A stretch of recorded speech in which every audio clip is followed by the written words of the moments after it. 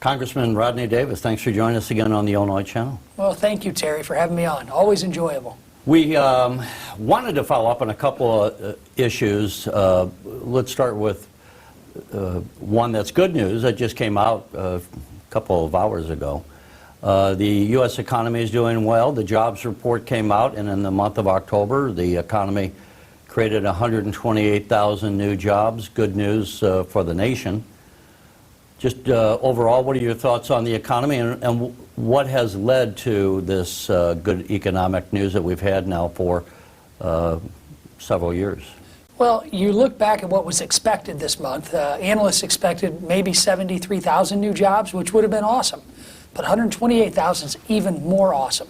I mean, this is an opportunity for us to remind the American people that the economy is chugging along at a rate that many thought was impossible.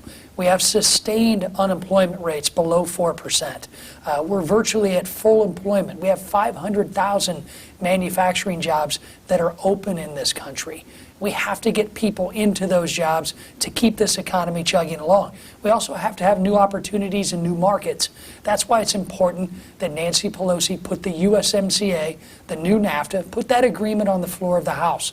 Let's get a bipartisan vote. What we saw this week in Washington was the first time in our nation's history where we had a partisan vote to start an impeachment inquiry. Let's show the American people where we can come together and get things done, and the USMCA can keep this economy chugging along, and month after month we can see expectations that will be beaten just like this month. I know people often find it hard when they're doing their own job, raising their kids, going to work, to try to follow events in Washington. And as we tape this just yesterday in the House, you're just fresh back from D.C., there was a procedural vote on impeachment. And so people would be, I think, forgiven for not quite getting, like, what's going on? What does this vote mean? Why is it happening? Why don't you just give us your overview of what's happening on this issue? Well, this vote should have happened before Nancy Pelosi and Adam Schiff's impeachment inquiry began. And it began in secret. We are seeing unprecedented actions in the House of Representatives right now in regards to impeaching this president. What we've seen over the last few months has been a parade of so-called witnesses coming into the most secretive facility that we have in the House of Representatives. Terry, that is our Intelligence Committee hearing room. I can't go down there when these hearings are taking place. I, as a member of Congress who have top secret clearance, I cannot go read the transcripts of these witnesses. All I rely on is the same thing you rely on and everyone else does, with selective leaks going to major news media outlets who take those leaks and turn them into news stories. Why can't you look at those transcripts? I'm not on the committee of jurisdiction. These hearings are being held in a top secret facility that doesn't even allow me as a member of Congress access to those transcripts. That's wrong. If the Democrats in Washington, if Nancy Pelosi and Adam Schiff want to continue to impeach this president because they were upset that he won in 2016, then they're going to have to do it publicly. We shamed them into having this vote, and I think now every American sees where every member of Congress stands during this process right now that has been closed and still remains closed even after yesterday's vote. It was close to a party line vote. I think two Democrats voted against this. So they did. Technically bipartisan, but mostly along party lines. All the Republicans voted against it. And let's first, when we say voted against or voted for it, what would that bill do? Well, it's supposed to codify the process that Nancy Pelosi and Adam Schiff put together that really boxes out Jerry Nadler, who's the chair of the Judiciary Committee. I mean, that's where previous impeachment processes have been run through. It's more public. It would allow the president and his team due process. They ought to be able to defend themselves in front of witnesses, and we ought to be able to see that out in the public arena. I believe transparency is best. Now, this process began in secret, still remains in secret, so it's going to be up to the Democrats to put a more transparent process in place, and once we do, I think the American people will be the ones to judge whether or not this process has been fair to the president. I'm going to combine a couple of issues here because I think they overlap so much that the overall goal here is to have the audience be better informed. So we have going on here this event, this issue, being pushed by primarily almost entirely the House Democrats, alleging that the president did certain actions that warrant his removal from office. I'm a little fuzzy on what they're saying. Some of them are claiming that the call to the president of Ukraine, that he was using it against Joe Biden. He was trying to say a quid pro quo. If you don't help us get dirt on Biden, we're not going to give you military aid. That's basically the allegation being made by Democrats against the president. What's wrong from your viewpoint with that allegation? Well, first off, let me take a step back. You mentioned the impeachment vote yesterday to move the inquiry forward officially. I'm glad that the Speaker put that vote on the floor. Imagine if a Republican would have voted yes. The whole story would have been Republicans split on impeachment. But 2 Democrats voted no. They said there wasn't enough evidence to push this impeachment inquiry forward.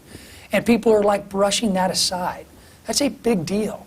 In the partisanship that we see in Washington, D.C. right now, to have 2 Democrats have the courage to vote against their leadership and for a more transparent process, that's a big deal that doesn't get enough attention. And it kind of shows some of the biases that exist right now out in Washington, D.C. when it comes to coverage. Now, you mentioned, why are we doing this? Well, frankly, I'm a little fuzzy too, Terry.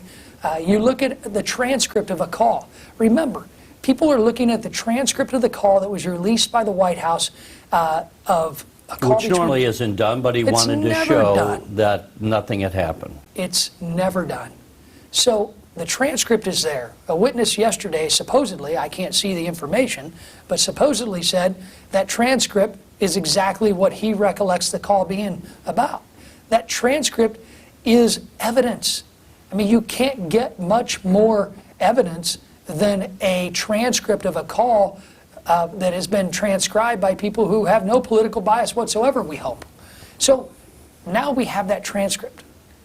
That transcript I've been able to read. I've taken it to many of my colleagues who are former federal, state, and local prosecutors, and I asked them, do you see any evidence of a crime? They said, absolutely not. Let's take it a step further. There is no quid pro quo when the money was delivered. The money was given to Ukraine. This administration is the first administration I've served with that has given lethal aid to Ukraine to fight back against Russian aggression. And you remind people, the Russians invaded Ukraine a couple of years ago. I forgot exactly the Crimean Peninsula. Right. Yeah. So, and the Obama administration did not give them any lethal aid. The Trump administration now has. Yeah. So, just so people have some kind of a historical background, the president was asking the president of Ukraine, can he look into allegations of wrongdoing by Joe Biden's son, I believe, working in, and what's going on? It was kind of I don't want to go too far afield here because the story starts to unravel very quickly, but basically Joe Biden's son was working. If people are looking at some of the national news coverage, they'll be aware of what we're talking about. But to your end, to the extent that the President of the United States asked the President of Ukraine, could he look into these allegations that Joe Biden said earlier, like a couple years earlier when he was Vice President, you better stop this investigation into my son's business or you're not going to get the aid from the Obama administration. Was that wrong for President Trump to ask the President of Ukraine to do that? Well, we all should be concerned about corruption, not only within Ukraine, but within every ally or country that gets American foreign aid. We do that on the floor of the House on a regular basis. We put restrictions on how money that we appropriate can be spent when sent to foreign countries because we want people in those countries to work with America. And I think the American taxpayers, they want to know that their hard-earned tax dollars are going to be spent wisely. It's not a secret that there's been way too much corruption in the country of Ukraine. I was in Ukraine in 2017, visiting with President Poroshenko and the current prime minister at the time, and we talked about corruption. But at the same time, the transcript of the call between President Trump and President Zelensky, in the paragraph that the media has focused on, there is no mention of Joe Biden, no mention of his son. But at the same time, Joe Biden has gone around the country bragging about holding up loan guarantee dollars to Ukraine until a prosecutor who may or may not have allegedly been investigating Burisma Holdings, until that prosecutor was fired. And Burisma is the holdings that his Joe Biden's son worked for. Yeah, so, at this, is that a process that shouldn't have happened? Is that a quid pro quo? Should the Democrats begin impeaching Joe Biden before he even has a chance to be elected? I mean, that's what we're doing right now. We're at a process right now where we as Americans, for our taxpayer dollars, ought to hold every country accountable for rooting out corruption before they get a single American dollar. Joe Biden bragged about doing it. Donald Trump asked the country of Ukraine, and I hope asks other countries, to always fight corruption, and he's being impeached over it. You've been a member of the House now for about 6 years. You were working on John Shimkus' staff before, so you've been around Congress for quite a long time. Look at the workings of Congress. You know the feel of the House. Why is this happening now? This isn't, we've always had partisanship, but this is such a bitter and toxic level of partisanship. And with your history of being on the Hill, why do you think this is happening now? What accounts for it? Well, remember, my history, I spent my entire career working here in Illinois for a member of Congress, so getting to the Hill was kind of a new experience for me on the legislative and the regulatory side. But it is far different now than what it was like as a staffer. I remember John Shimkus explaining more so what was going on in Washington when he would come back to his district. Now, many times, I spend time actually correcting what somebody may or may not have read online or on social media that's not true, that's happening in Washington or being said about me. That's the difference. We live in an era now where everybody gets little dot points of news on at their fingertips on their handheld devices.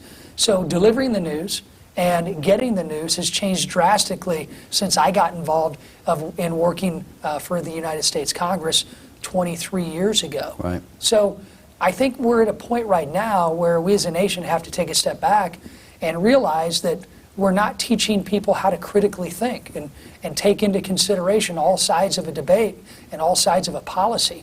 When the American people can get their news from news sources that they tend to agree with, they're not getting the other side when it comes to even-handed reporting.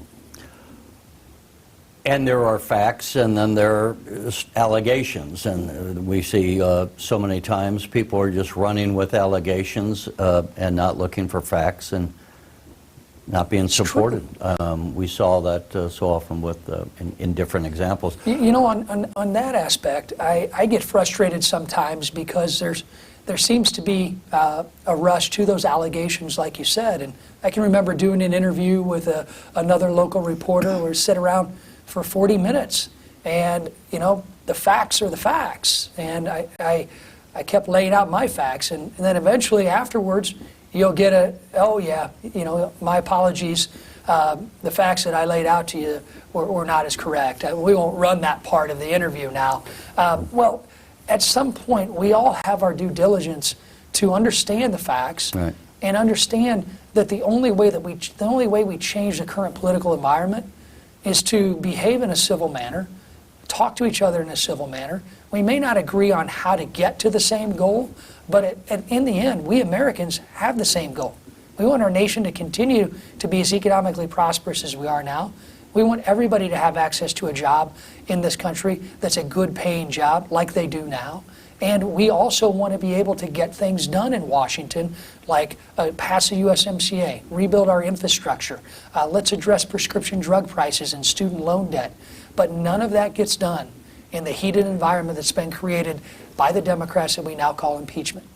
And that's part of exactly where I want to go. And when you talk to your fellow members of the House, on the Democratic side, are they thinking the same thing? Are they frustrated by the fact that the House has not been doing anything but trying to find, if it's not Russian collusion, it's Ukrainian collusion or something else that we're going to go on? Just that the House of Representatives is not there to investigate crimes. I mean, that's the FBI or, different police. They're not elected to be prosecutors. But that's what basically has been going on for this entire Congress, it seems like.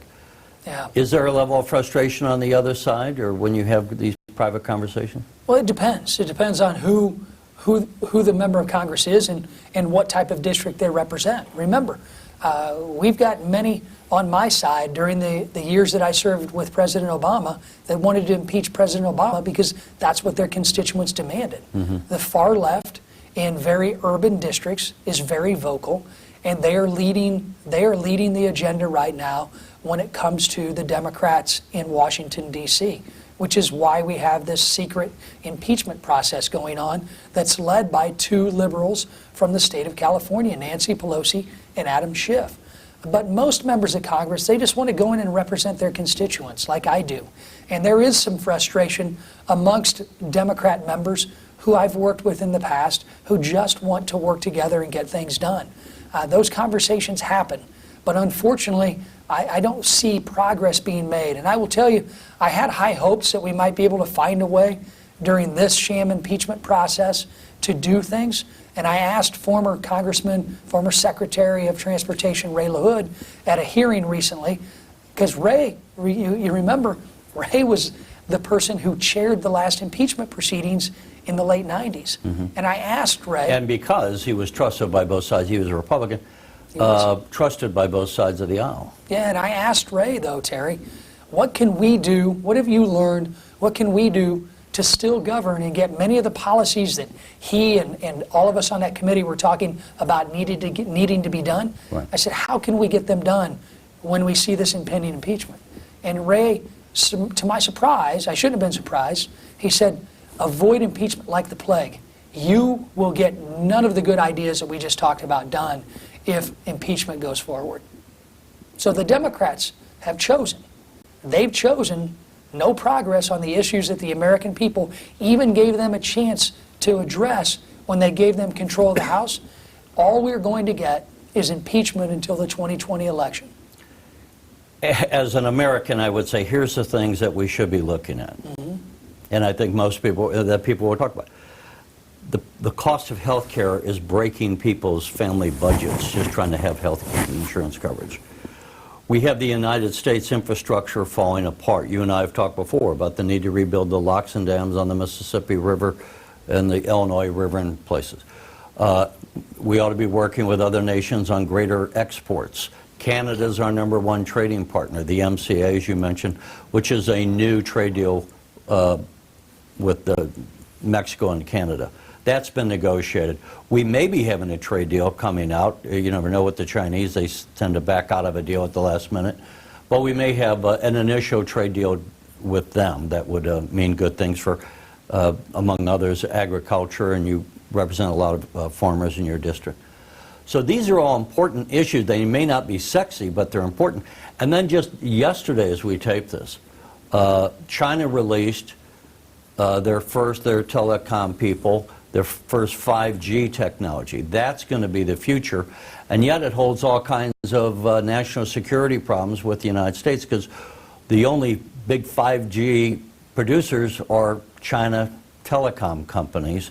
And we don't want to be using theirs because they have a kind of a nasty habit of then stealing our intellectual properties and our secrets if we're communicating on their telecom infrastructure. I guess I just wanted to communicate to the people, these are the issues that we should be talking about. And as we move into 2020, another election year, some of the things that hopefully we can get to be talking about and finding out. But apparently, it's going to be all about impeachment. And then we're also going to be having the Durham investigation coming out.